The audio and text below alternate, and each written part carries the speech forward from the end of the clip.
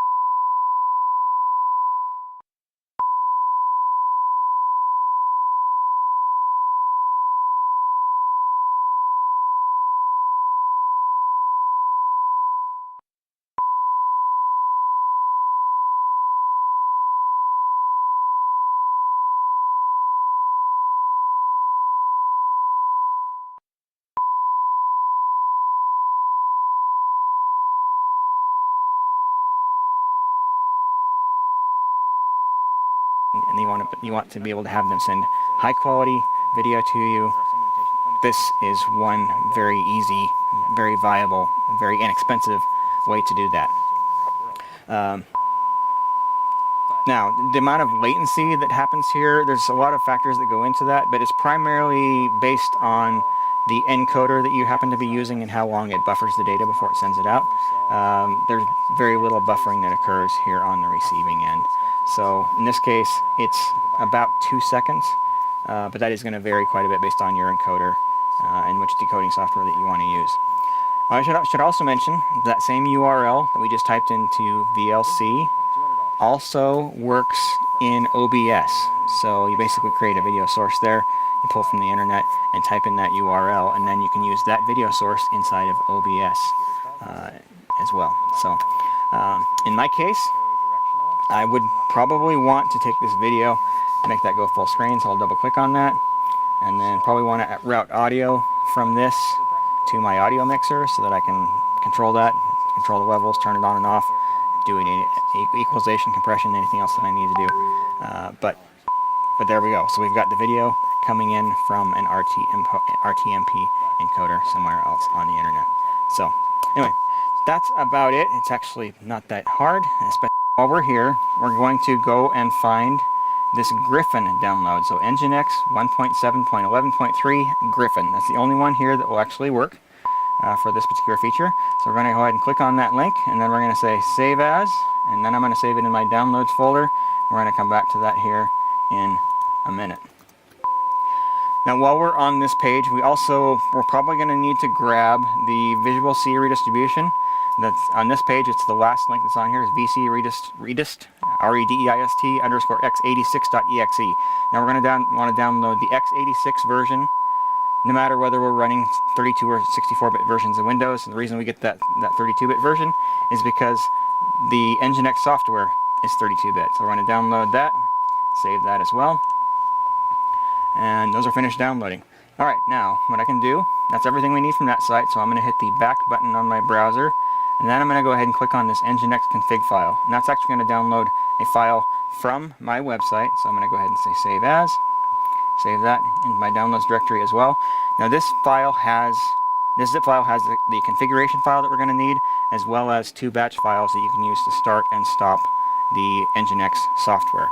So with that said, I'm going to go ahead and minimize my browser, and then we're going to look at the files and install the Nginx software. Alright, so I'm going to navigate to my downloads directory, and I apologize for this being kind of small on your screen. But we're going to start by installing the VC redist file. So I've actually already done that on my machine, so it's probably going to tell me that it's not necessary. Yeah, so I'm just going to cancel out of here. But if it's the first time doing it, you'll just go ahead and finish that installation.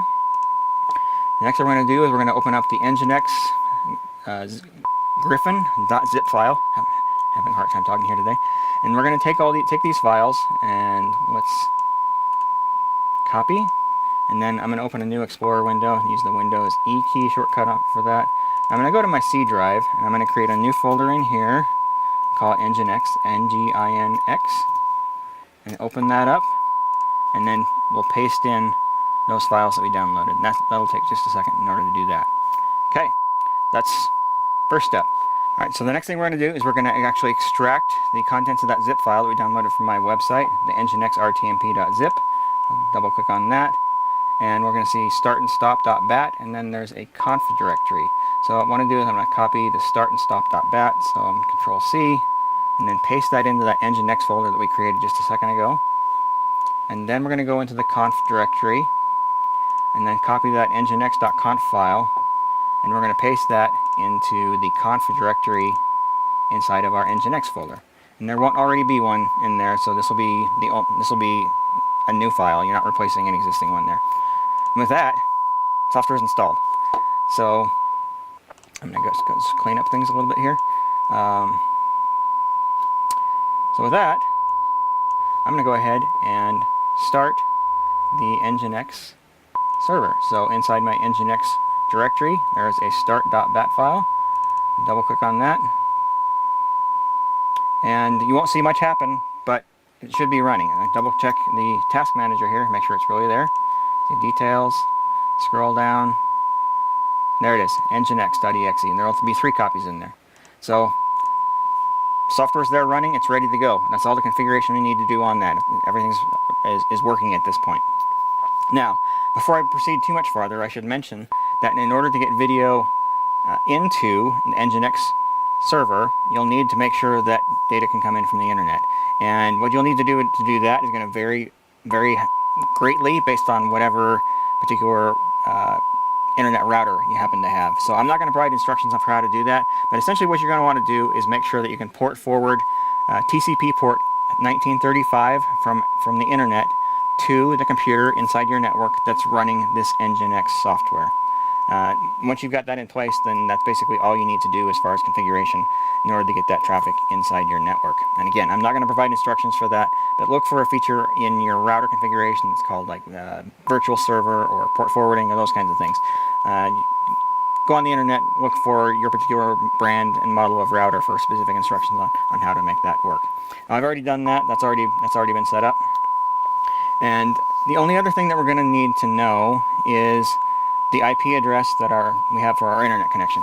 In order to make that easy, I actually have a link that you can go to. So this is djp.li/myip. And that will bring up a web page that will show you what your current IP address is. This is a free service that I'm providing on my website as well.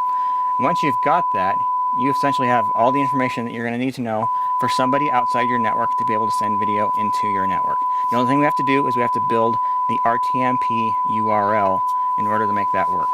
So I'm going to go ahead and minimize this, and then I'm going to bring up a copy of Notepad, and I'm going to show you how to assemble the URL. Let me make this a little bit bigger so you can see it. I'll go with a nice 24-point font. So we'll need to assemble an RTMP server URL and then a stream key. RTMP URLs look like this: RTMP:// and then the server. So or in this case, the IP address that's we just looked up a second ago. So I actually have a shortcut set up, and for purposes of the discussion, I'm going to just do sample server.com/ and then we want to put the word live in here. And I'm going to show you in a second why we're doing the word live there. And that's going to be our RTMP URL that's going to get video into our network. From there, the other thing that we need with RTMP is what's called the stream key.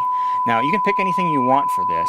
The only thing is you're going to want to make sure that the server or equipment that's transmitting is using the same stream key as we use in our VLC or OBS or whatever software that's going to be playing back the video that's received. So in this case, I'm going to do stream1 as my stream key. Again, you can use any alphanumeric text that you want. So just remember what you've got.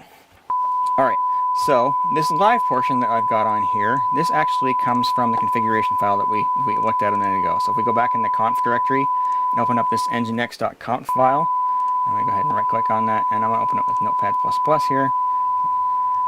Alright, so if you go to the bottom of this is where the RTMP server itself is actually configured. I'll blow this up a little bit for you. So it was inside of here, we're telling it, we're creating an RTMP server.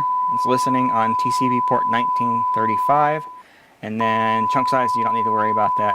And then this application that we're talking about setting up here, that's actually that end of that RTMP URL. So it says application live. That's where that live comes from. So if we look back at our URL, that live on the end, that needs to match what we have here in this RTMP configuration section of this file. Now, the other thing we want to make sure we've got here, so this next line, live on, that word live is not the same live that's above. So this actually always needs to stay live. So even if you change the name of your application, that live on needs to be there. And that's essentially what allows you to receive video and then reach into the RTMP server and pull that down using your VLC. It also has the option of doing a video recording. I've got that turned off here. And there's one other interesting thing that we can do here, and this may be actually, in a lot of cases, more useful and something you use more often than receiving RTMP video on your own computer.